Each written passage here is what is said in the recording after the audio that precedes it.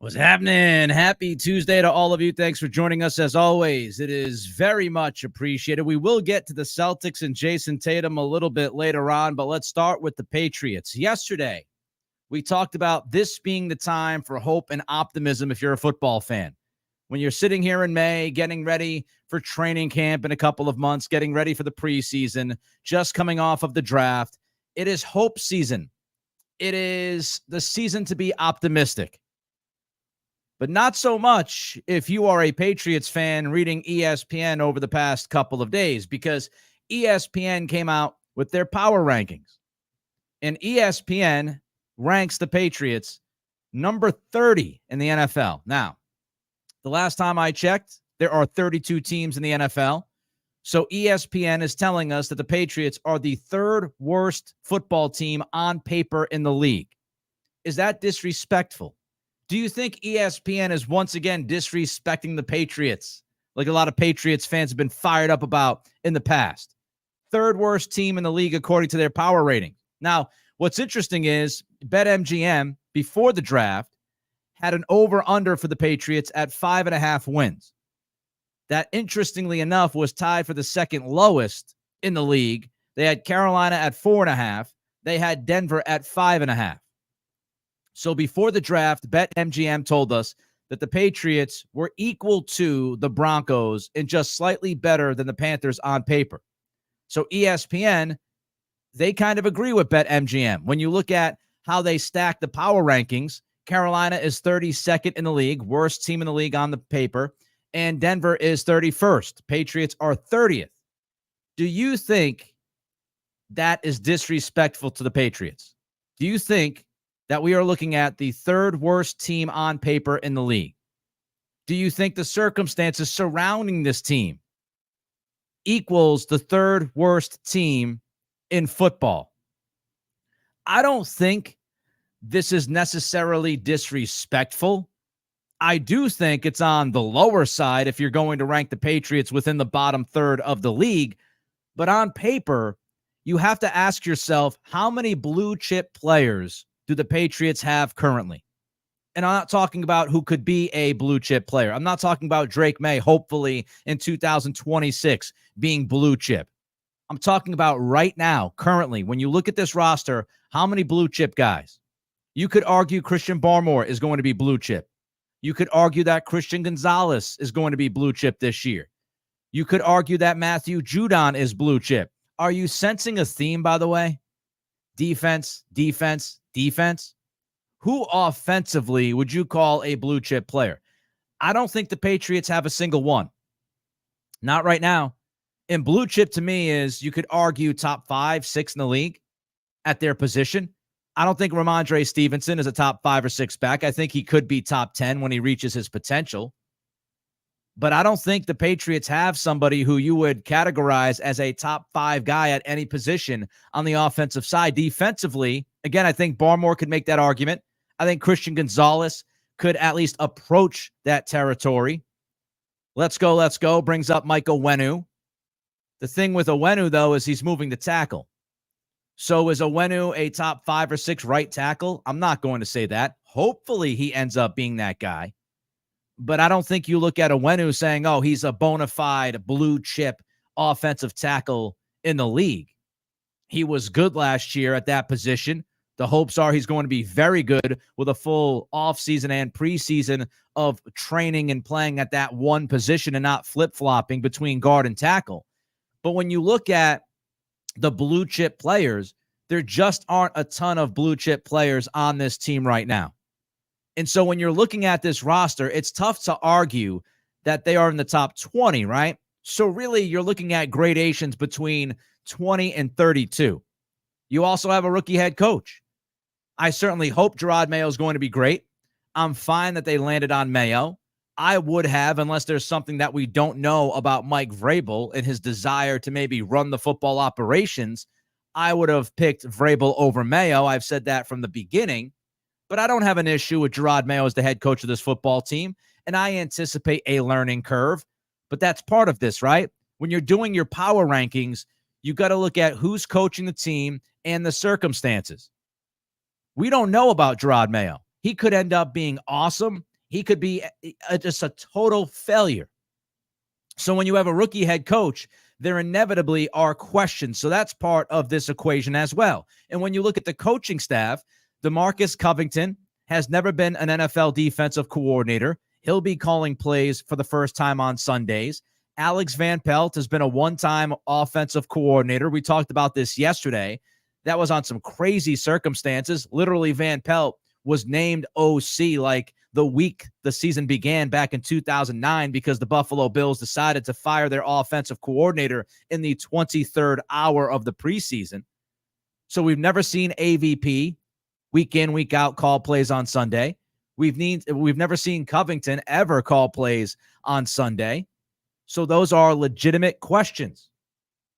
I also think you look at the offensive line. You have questions on the offensive line. Is Caden Wallace capable of playing left tackle? Is Okorafor capable of playing left tackle? What is going to happen at left guard?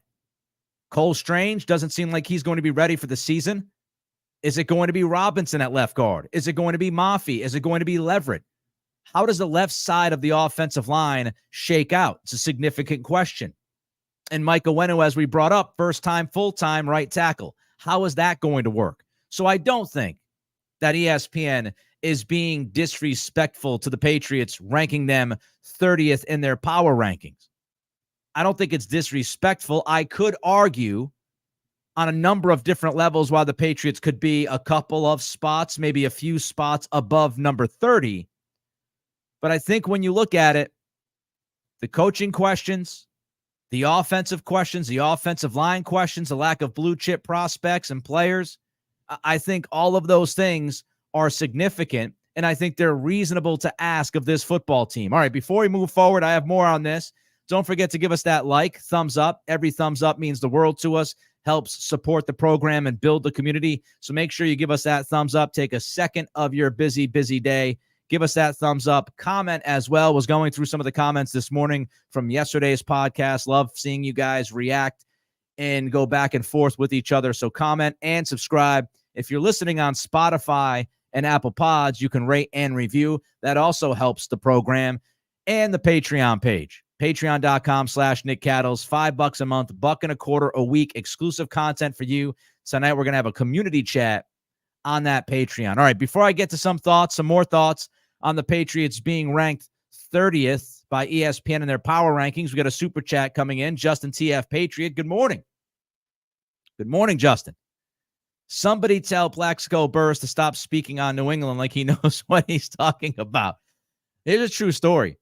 Plaxico Burress, I don't know if he still does because I haven't been in Virginia Beach in a while, but I actually own a sports bar in Virginia Beach with a friend of mine. It's called the Tailgate Sports Pub, if you're wondering. If you're ever down in Va Beach, 757, Virginia Beach, that area, swing by the Tailgate Sports Pub. It's right near the town center in Virginia Beach.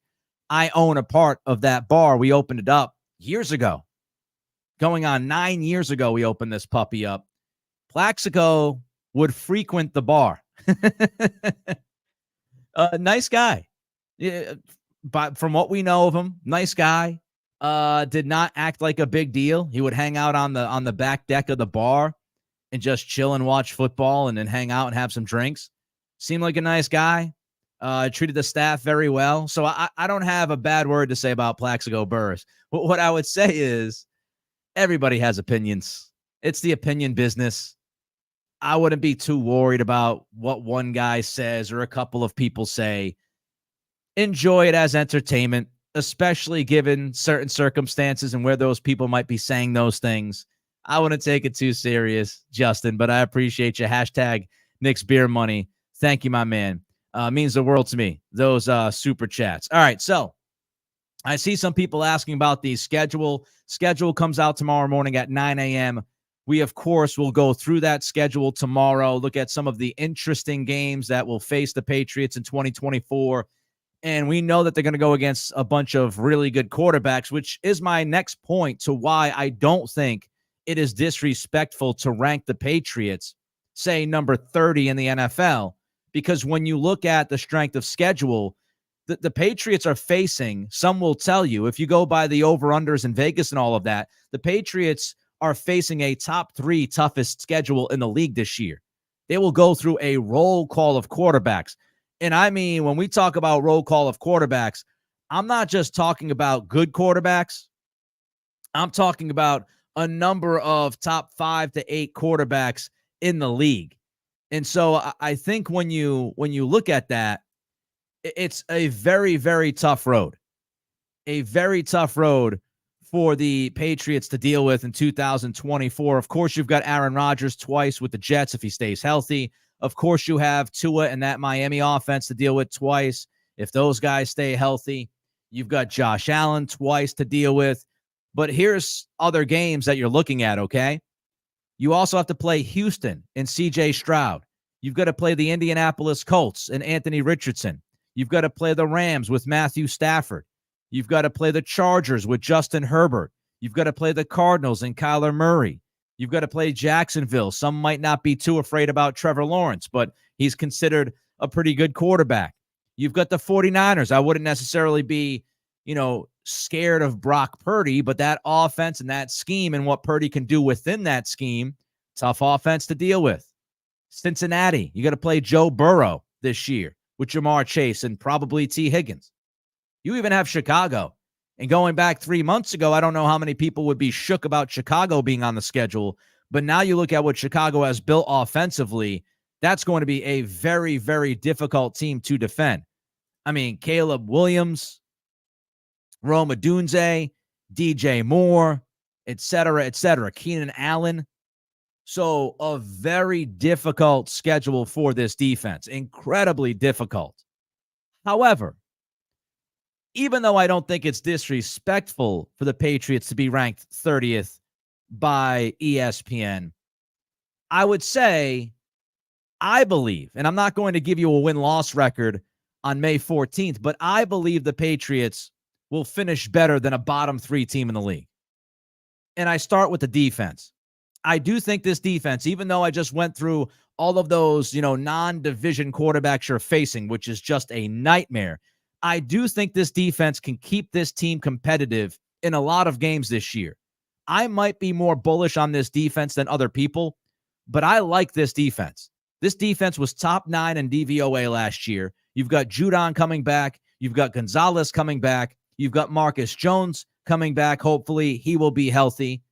And I think a lot of people are overlooking the impact that Marcus Jones could have defensively, especially his ability to move around an awful lot and play different positions.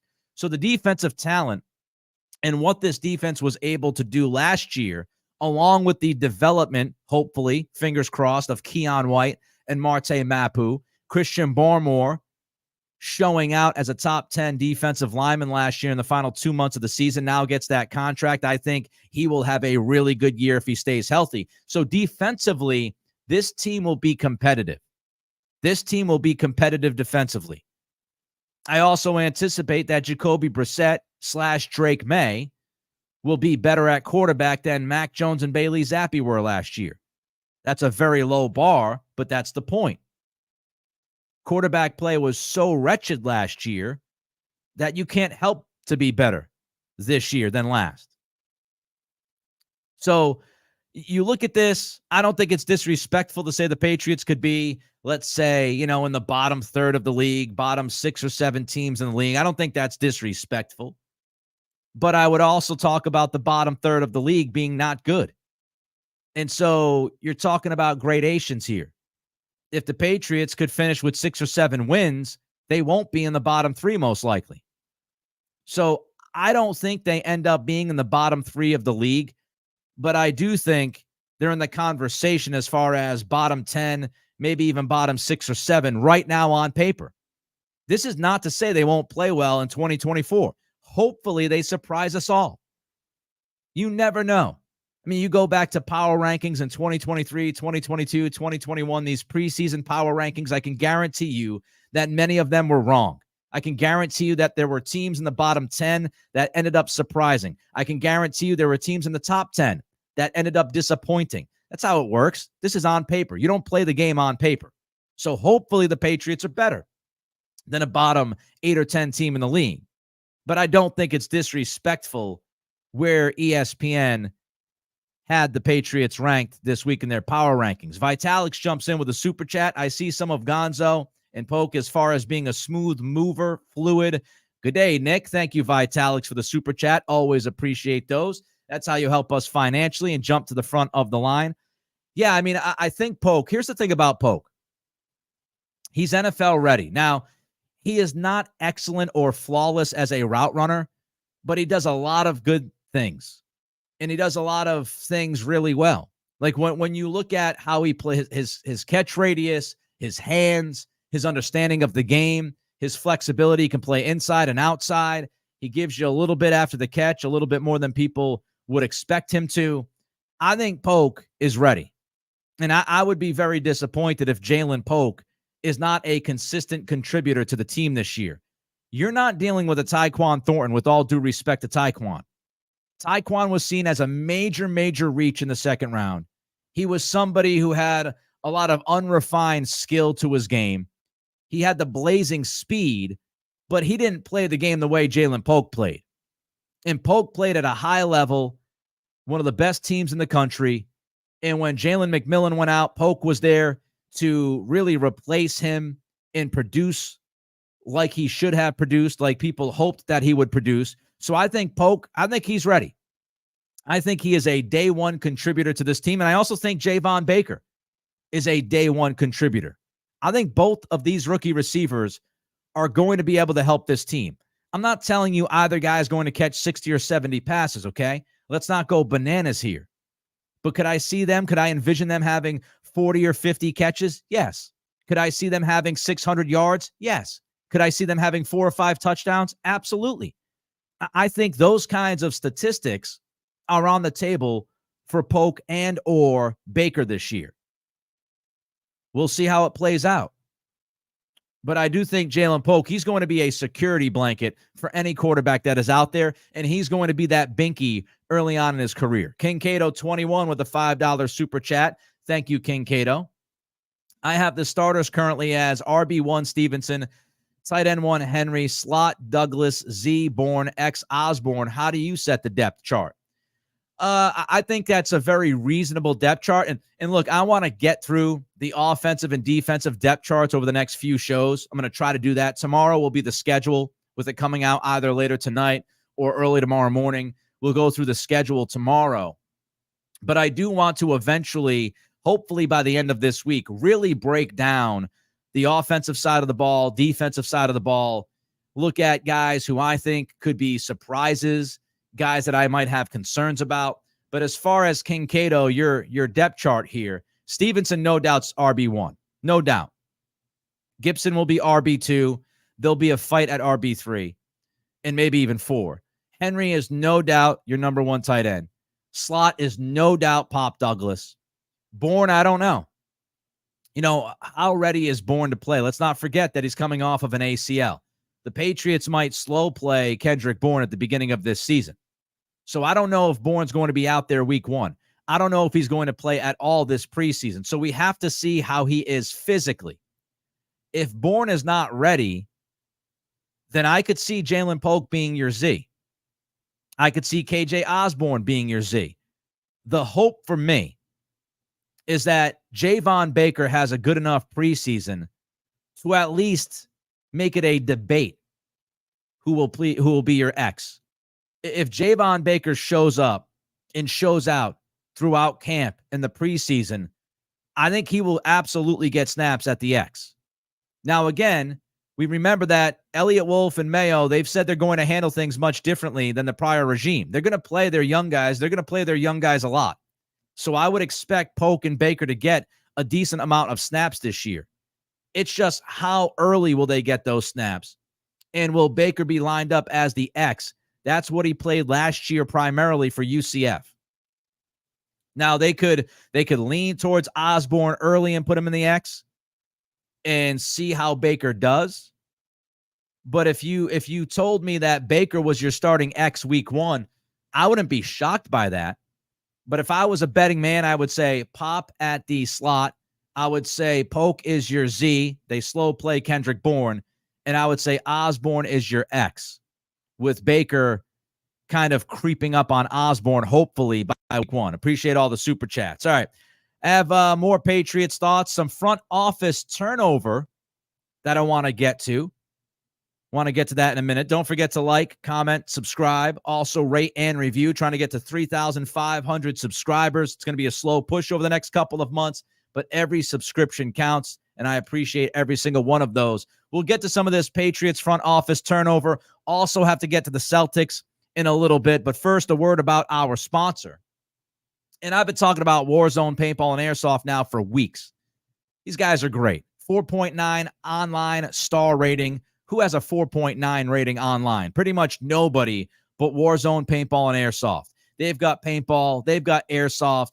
They've got the versions of both of those for younger people, 6+ age group. They will take care of you. Just show up with some good shoes. Make sure you're wearing jeans, long sleeve shirt, and Warzone takes care of the rest. They support this program, and it's not always easy to support a local podcast. They support this podcast because they listen to us. Warzone Paintball and Airsoft listen to us daily. They are invested into this program. We are invested into them. And if you like paintball, if you like airsoft, go check out Warzone Paintball and Airsoft. 30+ acres of land. They're in North Kingston, Rhode Island. Give them a call at 401-228-6366, 401-228-6366, and tell them the Net Cattle Show sent you. All right, C's coming up in a few minutes, but let's finish up some Pats talk about this front office. We know that Elliott Wolf is the EVP of player personnel. And within the Patriots statement, they made it a thing to let all of us know that, yes, Elliott Wolf will have control over the front office. He will be in control of the structuring of the front office. And that has begun. We've talked about people coming up on the end of their contracts in that front office, the quote-unquote lame ducks, who would be out, who would come in, starting to get some of those answers. So yesterday, Neil Stratton, author of Moving the Chains and Scout Speak, he had a post on Twitter, and he is all in deep with the scouting world. And Stratton tweeted out that Taylor Redd and Steve Cargile will not be part of the scouting staff for 2024. Redd is an area scout. He joined the team in 2018. Cargile was the pro scouting director. He came aboard in 2011. So those guys are out. Obviously, both were part of the scouting staff that helped the Patriots win the Super Bowl in 2019. So Redd is an area scout, not a huge position of significance really within the structure. If you're looking at a totem pole, if you're looking at the chain of command, an area scout, a lot of those guys and women, they move around a lot. A lot of them, go to different organizations to see how different organizations scout and rank players and stack boards and all of that. So an area scout, not a huge piece to replace. So not crazy to replace Redd. The guy I wanted to pay attention to, though, is Steve Cargile, because Steve Cargile is a significant piece to this front office and has been for a while. He is the director of pro scouting. That is a significant position within the upper management. So Cargile being gone, that is some pretty big news. He's a Belichick guy. He started in 2011 with the organization. And so that begs the question, who will replace Steve Cargile as the director of pro scouting? Who gets the gig? Will it be Alonzo Highsmith? Will Highsmith get that title? Will Matt Groh be moved to the director of pro scouting? I mentioned this when Wolf was given the, EVP of player personnel. Matt Groh's title over the past couple of years has been director of player personnel. It's pretty damn similar to EVP of player personnel, right? Director of player personnel, EVP of player personnel. Now, Groh could stay, could keep that title, could report directly to Wolf, or they might move Groh to the director of pro scouting because Groh is more of the scout. He's more on that side than he actually is with dealing with professional players and contracts and stuff like that. So will they move Groh to replace Steve Cargile as the director of pro scouting? Will they keep Groh with the current title of Director of Player Personnel reporting directly to Wolf, the EVP of Player Personnel, or will they just let Groh walk? And will he not be a part of this front office? I think that's something we've got to watch. Another name I would mention is Cameron Williams. He is highly thought of. He is very respected. And he is currently the director of college scouting. So they could move Cam Williams from director of college scouting to director of pro scouting and then have somebody else take Cam Williams' title in the college scouting side. And Cam Williams is only about 30 years old. So he's very young. Again, has a great reputation. He was important when it came to Christian Gonzalez in the process of drafting him last year. Gonzalez was kind of his guy. So Cam Williams, again, very, very, very well thought of in the football world. People like him an awful lot from what I understand have been told here in New England. So I would not be surprised if Cam Williams takes over for Steve Cargile, but we'll see how it all shakes out. It is just this general idea that the Patriots, the front office, we're starting to see some movement. And it's not a surprise. I mean, outside help is readily available. There's a lot of organizations going through changes with their front office right now. It's the cycle. It's how this works. A lot of people at the end of their contracts are getting dumped. A lot of people are being reassigned. You have new regimes taking over. So every time somebody new takes over a department, we see this in the real world, right? The quote unquote real world. Somebody takes over a department, new management, they shuffle people around. Sometimes they get rid of people. They bring people in. We see that a lot in radio, by the way. You know, a lot of radio people, they become program directors and they have their own list of people. And when a PD comes in, they will hire at least one, if not a few of their quote unquote people. So I think we're going to see at least decent movement within the Patriots front office. We'll update you on when things happen, but that is the very latest. Also, the Patriots signed 4 players. They had a lot of tryouts at rookie minicamp. They ended up signing 4 guys out of that rookie minicamp. They signed Terrell Jennings, a running back out of Florida A&M. They signed offensive guard Ryan Johnson, who played both guard and tackle during his college career. He played at Duquesne and he played at Youngstown State. They signed linebacker Jay Person, who is, interestingly enough, 24 years old. He played at Appalachian State in 2018 and then transferred to Chattanooga. So maybe he's buddies with Cole Strange. So the Patriots signed Terrell Jennings, running back, Ryan Johnson, guard, Jay Person, linebacker, from their tryouts during rookie minicamp. The most interesting signing, though, and this was from Phil Perry, was defensive end Jotham Russell. Russell's only 20 years old. But what's interesting about Russell, he's from Australia, and he has a rugby background. So the Patriots will get an international pathway exemption to carry him on the roster. Here's what the team had to say about Russell in the press release. Again, he's only 20 years old. Australian rugby player converting to defensive end. He's 6'4", 239 pounds. He played for, hopefully I pronounce this correctly, Currumbin Eagles and the Tweed Seagulls under 21 team. He was selected for the NFL's International Player Pathway Program. Prior to that, he played for the Brisbane Broncos development squad. So Patriots sign 4 guys that tried out at rookie minicamp. Again, Terrell Jennings, running back, Ryan Johnson, not Johnson at 98.5, but Ryan Johnson, the guard, and Jay Person, linebacker. But the most interesting guy is this 20-year-old defensive end prospect who comes from rugby in Australia. So 6'4", 239. We'll keep an eye on those guys. Interesting notes. All right, we'll get to some Celtics in a minute. Don't forget to take a second of your time, hit that thumbs up on the YouTube video here at the channel. Like, subscribe, rate, review. Patreon page, again, exclusive content, $5 a month, $1.25 a week. I do more Celtics and Bruins there as well, so you can check that out. The Celtics last night, I tweeted this out, and I think some people, number of people, misconstrued what I meant. So I tweeted last night that last night's game against Cleveland was the perfect talk show game. And what I meant by that is when people do talk shows, they love debate, right? Now, I'm not of the thought process, pick one side and somebody else has the other side. I hate that crap. I hate that crap. But talk radio is inevitably debate. It's going to the bar. It's going back and forth with your buddies, right? It's barbershop talk. That's what sports radio is, in essence. And I thought last night's game was perfectly set up for talk shows today. And as a talk show host, I will guarantee you that last night's game was set up perfectly, because if you wanted to be a pessimist, if you wanted to look at the not so great side of that game, you could. If you wanted to be an optimist and look at the bright side, you could do that.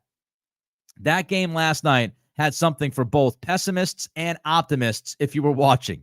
Let the debate begin.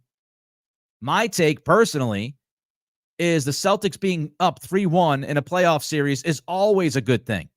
And even if it wasn't perfect getting to 3-1, if it wasn't flawless getting to 3-1, I couldn't care less. The object is to win games. The object is to get 16 wins and to hang banner 18 up in the rafters at the TD Garden. That's the point. And so they're up 3-1 in this series. They finished Miami in 5. They are 7-2 in the playoffs currently. That is a great thing. Might not be the most attractive way to get there, but 7-2 is 7-2. Now, here's what I mean about pessimist, optimist. If you were an optimist, you would look at Jason Tatum's game last night and say he was 33 points, 11 rebounds, and 5 dimes. Again, better than 25, 10, and 5. He carried the Celtics in that first half. Offensively, he was tremendous. He continues to defend at a high level. He continues to rebound at a very, very high level. If you were a pessimist and wanted to nitpick, you would say Tatum began to settle for jump shots in the second half. He settled for too many jump shots, mid-range. He settled for, I think, 3 or 4 threes. There was some settling in his game. He didn't play with the pace that you want him and the Celtics to play with, right? Especially late in that fourth quarter. He didn't show that pace. He didn't show that urgency. He did not have the same attack in the second half as he did in the first half. So again, if you want to nitpick and be a pessimist, you can certainly do that about Tatum last night. If you wanted to look at it optimistically, the guy carried you in the first half, finished with 33, 11, and 5, had a big layup late in that game, continued to defend, continued to rebound. And yes, he had 4 turnovers, but overall, he was really damn good. You can do the same if you wanted to nitpick Jaylen Brown. You could say, well, he finished 27 and 8 last night, 9 of 15 from the floor. He's been incredibly efficient in this postseason, but bad Jaylen showed up in stretches. He had 4 turnovers in the first half. He ended up with 5 turnovers in the game. So again, you could have the optimistic or the pessimistic view. The Celtics won on the road. They're up 3-1. They're 7-2 in the playoffs. But if you have concerns about how they operate in closer games, and you look at scoring 9 points in the final 5 minutes, you can nitpick that and say the pace was slow again. The shot selection wasn't as good as it could have been. Scoring 9 points in 5 minutes in the final 5 minutes of a fourth quarter especially is not good. They let Cleveland hang around without Donovan Mitchell and Jared Allen. Again, so you can nitpick these things and look at the pessimism. You could be concerned about Tatum playing 44 minutes in a game when Mitchell wasn't out there. You could be concerned about Drew Holiday playing 43 minutes. But from 30,000 feet, when I take myself out of the emotion in the moment and the frustration at times, because I was frustrated, I'm sure you were frustrated watching the final 5 minutes offensively.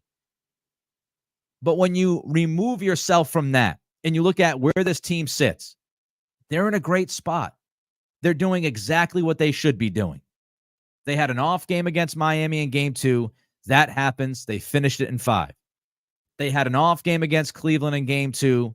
That happens. They have a chance to finish them in 5 at home tomorrow night. 7-2 is 7-2. And if they can wrap up these series early, if they can win back-to-back series in 5 games, then playing Tatum 44 minutes, playing Holiday 43 minutes, that's not as big of a deal because you're not playing these long, drawn-out 7-game series.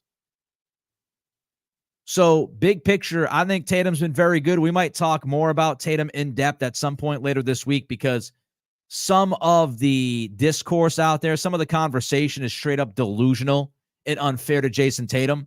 I think Tatum's been very good outside of shooting. And I've said that from the beginning of this postseason. He's defending, he's rebounding, he's playmaking. I think that most of his shots that he has taken have been good shots. He has attacked more in this postseason than prior postseasons. And how about Drew Holiday, by the way? He hit some big shots last night in big moments, man. He hit 2 or 3 threes that were just gigantic momentum swings. And in back-to-back games, Drew Holiday has been great. And I ripped Drew Holiday before the last 2 games. And you know what? He deserved that criticism. He stunk. He stunk against Miami, and he stunk early against Cleveland. But the last 2 games, man, oh man, has he shown his worth. You always expect the suffocating defense, and we had that last night. 3 steals, a block. You always expect that kind of defensive effort from Drew in making other guys' lives miserable. Like even against Miami, he stunk offensively, but he was tremendous defensively. I mean, he put Tyler Hero in hell at times in that series. So you expect that defensively. The issue with Drew, when you look at his postseason numbers, is that he has not been an efficient offensive player. He's frankly been a pretty bad offensive player the last few postseasons. And he started with that this postseason. But back-to-back games, last night, 6 of 11 from the floor, 4 of 8 from 3, 16 points, 7 rebounds, 5 dimes, again, 3 steals, 1 block, all over the place. And you needed that because Derek White had another off night. Now, I will say, Celtics, way too much isolation last night. They only had 15 assists and 14 turnovers. I would not expect that going forward. I think they straighten that out. But I would like to see much more ball movement and man movement within this offense. And I would like to see more creating threes instead of taking threes. And what I mean by that is that late game possession last night, huge possession when Tatum got downhill and kicked it out to Jaylen Brown for the open 3. And Brown knocked down the 3. That was the biggest shot of the game. That's creating a 3. Getting downhill, touching the paint, driving kick, post up, drawing doubles, kicking it out to a wide open teammate. And the Celtics, to their credit, they did do that a number of times in the final 5 minutes. Al Horford is just not shooting well. He didn't shoot well last postseason. In this postseason, he's been wretched, especially lately. Al had 4 or 5 wide open threes last night. He can't throw it in the ocean. Now, he did defend and come up with that big block against Garland that was challenged, rightly so, by Mazzulla and was overturned. So at least he did give you that. But he has to knock down some of those shots. They're wide open. Cleveland is leaving him open. So he's got to start making some shots. But back to the idea of creating versus taking threes. Taking a 3 is settling for a 3. Dribble, dribble, dribble, dribble, dribble, step back 3. James Harden, right? Dribble, dribble, dribble, dribble, dribble, sidestep 3. That's taking a 3. That's settling. I don't have an issue with the Celtics taking lots of 3s as long as you are creating those 3s. And if you're off to a bad start and you're slumping a little bit, vary up your offense a little and then get back to the 3s. But last night, there were a number of times where they settled for 3s. I thought Jaylen settled for a couple. Tatum settled for a few. Even Holiday, he knocked down some of them, but he settled for 3s. But that late play, Tatum to Brown for that 3, that's creating an opportunity. That was Tatum attacking, getting downhill, drawing attention, and kicking out to Brown for the 3. That's the right way to play. That's what we want to see. If the Celtics continue to play like that and create those kinds of opportunities, they'll be fine.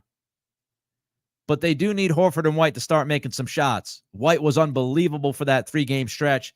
Last 2 games, he's been off. And again, Horford has not been able to throw it in the ocean.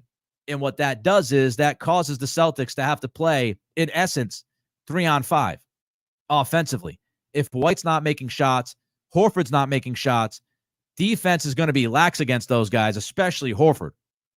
I mean, last night, Cleveland, there were a couple of possessions where they just stood back and pretty much took a picture of Al Horford taking a wide open three in the corner, and he missed that. And people had somebody last night on Twitter say, well, he's got to stop taking those. No. As long as you're creating the threes, you have to keep taking them, because what that does is it opens up the driving lanes for Tatum and Brown. So you've got to continue to take those shots if you're Al, because first of all, they're great shots. And number two, if you stop taking those shots, now they're really not going to defend you. They're going to clog the paint. They're going to shade on Tatum and Brown's driving and make sure that they close out the driving lanes. They shut those down. They will even double Tatum more. They could double or triple at times. So you've got to take those shots. It is up to Al to make those shots. But he has to take them, because if he doesn't, it's going to be much more difficult for Tatum and Brown to create offense, either for themselves or for their teammates. So hopefully White and Horford start making those shots. And, I have confidence that White will get back. He won't be as hot as he was during that 3-game stretch between the Miami series and the beginning of Cleveland. But I do think we've seen it all year long with White. And traditionally, he's been a pretty damn good shooter from 3 of the last 2 postseasons. So I do expect Derek White to get back on that saddle. But Horford, 37 years old, he's playing lots of minutes. So hopefully he's able to knock those down. All right, don't forget to like, comment, and subscribe to this video and to this channel. Always appreciate that. Rate and review. Everything matters. I appreciate you. Tomorrow, we'll look at the Patriots schedule. And if anything else pops out, we'll talk about that as well. Maybe slide some B's in too, depending on what happens tonight. But until then, this has been the Nick Cattle Show.